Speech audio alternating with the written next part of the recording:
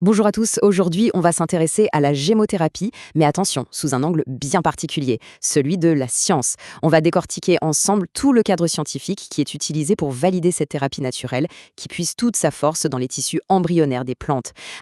Alors, la grande question qu'on se pose, c'est celle-ci. Comment est-ce qu'une pratique qui remonte à loin peut être comprise, validée et même expliquée par les outils les plus pointus de la recherche d'aujourd'hui? C'est ce qu'on va voir ensemble.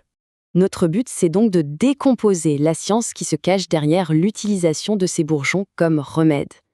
Parce qu'il ne s'agit pas du tout de magie, mais bien de biologie, de chimie et d'observation très rigoureuses. Commençons par la base. La gémothérapie, ça vient du latin gemma, qui veut dire bourgeon. C'est donc cette branche de la phytothérapie qui va se concentrer exclusivement sur ces tissus en pleine croissance. C'est vraiment là que réside tout son potentiel. Allez, on attaque le premier pilier scientifique, le pouvoir du bourgeon. Et là, on va voir que ce n'est pas juste un petit bout de la plante. Non, non, c'est un véritable concentré d'informations et d'énergie vitale. Le mot à retenir ici, c'est totipotence. En gros, ça veut dire que le bourgeon contient des cellules souches qui portent l'intégralité de l'information génétique et du potentiel de la plante à venir. C'est un concentré de vie, un cocktail de molécules actives beaucoup plus riche que ce qu'on trouve dans la plante adulte. Ok, donc on a ce super concentré. Mais comment on sait ce qu'il y a dedans, précisément? Eh bien, c'est là qu'intervient le deuxième pilier, l'analyse biochimique. Grâce à des techniques de pointe comme la chromatographie, les scientifiques sont capables de créer une sorte de carte d'identité biochimique pour chaque extrait.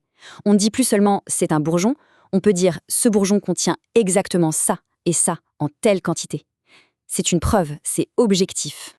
Et ça change tout, parce que du coup, on peut faire le lien direct entre des molécules bien identifiées, comme les flavonoïdes, et des effets thérapeutiques qu'on connaît déjà. Prenez le cassis, on sait que son action anti-inflammatoire est validée par la présence d'acide gallique et de rutine. En fait, la science vient ici décoder et confirmer la sagesse de la nature. Bon, on sait ce qu'il y a dedans, c'est bien. Mais est-ce que ça marche vraiment? Comment on le prouve?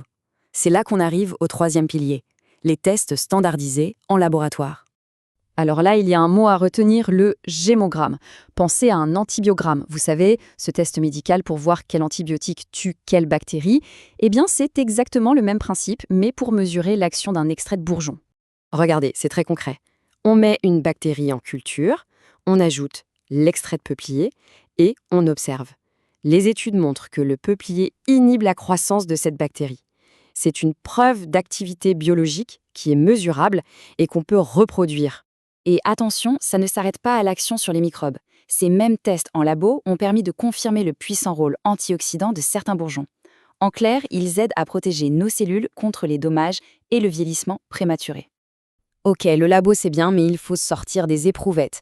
Le quatrième pilier nous ramène à la fois au patient, à l'observation clinique, mais aussi à quelque chose d'assez unique, l'écologie. Ce qu'il faut comprendre, c'est qu'à l'origine de tout ça, il y a un médecin, le docteur Paul Henry. Et sa validation, elle était clinique. Il ne se contentait pas d'observer les symptômes, non, il suivait l'évolution de paramètres biologiques dans le sang de ses patients. Et il a pu démontrer que les bourgeons pouvaient aider à normaliser ces profils. Et là, on touche à une idée que je trouve personnellement géniale, la phytosociologie. L'idée de base est simple mais puissante.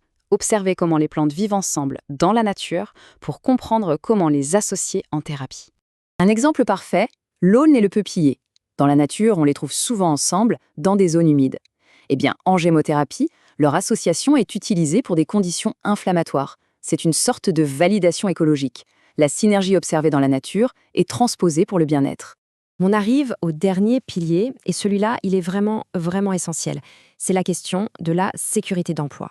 Et ça, c'est un point absolument fondamental. Même si une plante adulte peut contenir des composés toxiques, le bourgeon, lui, n'abrite souvent que leurs précurseurs qui sont inactifs. En gros, la molécule est endormie.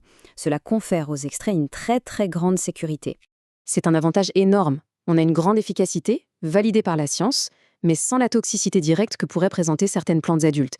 C'est vraiment le meilleur des deux mondes.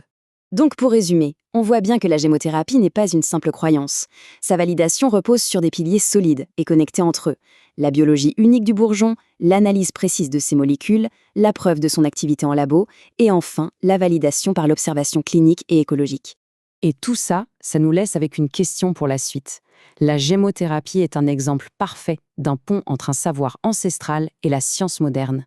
Alors on peut se demander, quelles autres merveilles de la nature attendent encore d'être comprises et validées par nos outils actuels? La réflexion est ouverte. Merci de nous avoir suivis.